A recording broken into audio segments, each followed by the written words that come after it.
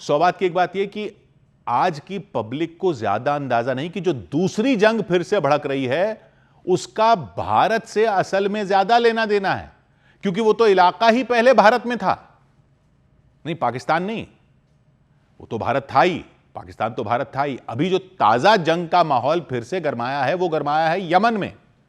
जी, Yemen Bharat में था, मतलब आज के यमन का काफी हिस्सा भारत में था। ज्यादातर लोगों को पता ही नहीं, क्योंकि एक तो ये वाला इतिहास ज्यादा पढ़ाया नहीं जाता, और जिनको पता भी है वो भूल से ही गए हैं। अखंड भारत की बात नहीं हो रही है, कहानी थोड़ी अलग है, लेकिन हमारी है तो जाननी तो चाहिए। यमन में फिर से झड़पें शुरू हो गई हैं, ये तो लोग देख ही रहे हैं। और अब कई लोग ये जान गए हैं कि यमन की लड़ाई एक तरह से सुन्नी सऊदी अरब और शिया ईरान की जंग है, क्योंकि जो विद्रोही हैं वहां पर, हूथी विद्रोही, वो शिया हैं और उनको शिया ईरान का समर्थन है, और जो वहां की ऑफिशियल सरकार है उसके साथ सऊदी अरब है। तो इसमें भारत कहां से आ गया? इतना दूर है भारत यमन से, सऊदी अरब के दक्षिण में है यमन, तो यह भारत में कैसे था?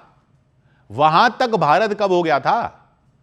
तो यह बात तो सही है कि नक्शे पर तो यमन सऊदी अरब के दक्षिण में ही है।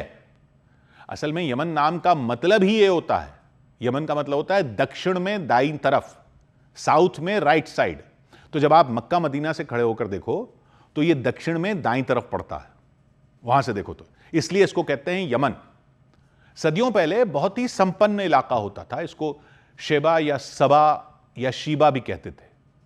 क्वीन ऑफ शीबा की कहानी शायद पढ़ी हो आपने स्कूल में, शीबा की रानी की कहानी। खैर वो बहुत पुरानी बात हो गई। 19वीं सदी में इस इलाके पर भी ऑटोमन तुर्क साम्राज्य का नियंत्रण था। हालांकि लोकल लेवल पर वहां कई अलग अलग शेखों का राजपाट था। इधर भारत पर अंग्रेजों का राज हो गया था, ईस्ट इंडिया कंपनी का, और इंग्लैंड से भारत के समुद्री रास्ते में यह इलाका पड़ता था। महीनों लगते थे इंग्लैंड पहुंचने में। तो रास्ते में इस इलाके पर ब्रिटिश ईस्ट इंडिया कंपनी अपने बंदरगाह चाहती थी। 1839 में ईस्ट इंडिया कंपनी ने अदन के बंदरगाह पर कब्जा कर लिया और उसके आसपास के दक्षिणी यमन के इलाके पर कब्जा कर लिया, और अदन और दक्षिणी यमन को शामिल कर लिया था किसमें? बॉम्बे में। जो आज मुंबई है वो शहर और आज के महाराष्ट्र का बड़ा इलाका अंग्रेजों के जमाने में बॉम्बे प्रांत होता था, बॉम्बे प्रेसिडेंसी, और यह दक्षिणी यमन बॉम्बे का हिस्सा था। अदन में खूब भारतीय जाकर बस गए थे ब्रिटिश राज में। बॉम्बे से कई लोग काम करने जाते थे, क्योंकि वो तो लोकल ही था, कोई अलग कागज वगैरह का चक्कर ही नहीं था। भारत का रुपया वहां की करेंसी होती थी, यही रुपया वहां चलता था, क्योंकि वो तो बॉम्बे में ही था, यहां से प्रशासन चलता था उसका। और कब तक बॉम्बे का हिस्सा था? 1937 तक, 1937 तक। 1937 में अंग्रेजों ने उसको बॉम्बे से अलग किया, लेकिन रुपया हमारा ही चलता रहा वहां पर। लेकिन 1937 में अलग कर दिया था बॉम्बे से। तो जब भारत को आजादी मिली तो दक्षिण यमन को नहीं मिली, और अंग्रेजों का राज वहां चलता रहा था, लेकिन रुपया तो वहां आजादी के बाद भी चलता रहा था। 1951 तक वहां की ऑफिशियल करेंसी ही भारतीय रुपया थी, और बॉम्बे से लोग वहां बाद में भी जाते रहे काम करने।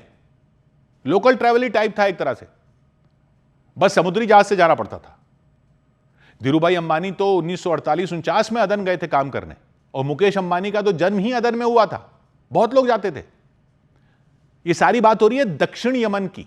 उत्तरी यमन 1918 तक ऑटोमन तुर्क साम्राज्य में था, लेकिन पहली वर्ल्ड वॉर के बाद तुर्कों का राज खत्म हुआ, तो 1918 से वहां पर जैदी शिया इमामों का राज हो गया था, और उत्तरी यमन अलग रहा। उसकी राजधानी थी सना, जहां से शिया इमाम राज करते थे, और दक्षिणी यमन ब्रिटिश राज में था। उत्तरी अलग था, दक्षिण अलग था। 1967 में जाकर दक्षिणी यमन को भी ब्रिटिश राज से आजादी मिली, और दक्षिण यमन एक कम्युनिस्ट देश बन गया 1967 में। 1990 में दोनों यमन एक हो गए, और यमन पहली बार जाकर एक देश बना। राजधानी बनी सना, जिसमें अली अब्दुल्ला सालेह लंबे समय तक राष्ट्रपति रहे। उत्तर में शिया समुदाय का प्रभाव ज्यादा था, देश की ज्यादातर आबादी लेकिन सुन्नी है। हूथी समूह उत्तर यमन के शिया लोगों का है। वो 2004 से ही सरकार के खिलाफ छोटे मोटे विद्रोह कर रहे थे। 2011 में अरब देशों में जब बदलाव की लहर आई तो राष्ट्रपति सालेह को सत्ता छोड़नी पड़ी थी, और उपराष्ट्रपति अब्द रब्बू मंसूर हादी राष्ट्रपति बने। 2014 में हूथी विद्रोहियों ने ईंधन की कीमत बढ़ाने के खिलाफ बड़े प्रदर्शन किए और राजधानी सना पर कब्जा कर लिया। उन्होंने पूर्व राष्ट्रपति सालेह के साथ भी गठबंधन कर लिया। 2015 में राष्ट्रपति हादी सऊदी अरब भाग गए। सऊदी अरब को डर था कि ईरान शिया हूथी विद्रोहियों को हथियार और मदद दे रहा है, जिससे यमन पर ईरान का प्रभाव बढ़ेगा और सऊदी अरब की दक्षिणी सीमा खतरे में पड़ जाएगी। इसलिए सऊदी अरब ने दूसरे खाड़ी देशों के साथ मिलकर हवाई हमले शुरू कर दिए और हूथी विद्रोहियों के खिलाफ बड़ा अभियान छेड़ दिया। यह युद्ध जल्द ही बहुत भयानक हो गया।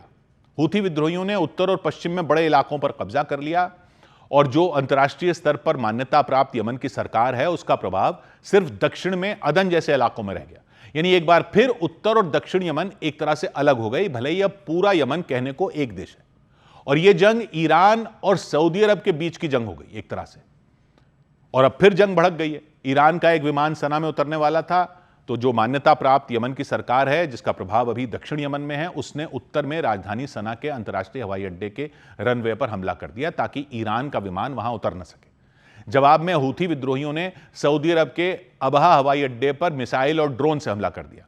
यानी अमेरिका ईरान युद्ध के बाद अब ये जंग भी, ये वाली भी फिर भड़कती दिख रही है। तो हमें भी ये जानना समझना चाहिए कि ये उत्तर और दक्षिण यमन की दरार कोई नई दरार नहीं है, इसका पुराना इतिहास रहा है और इस इतिहास में भारत भी था। 100 बात की एक बात।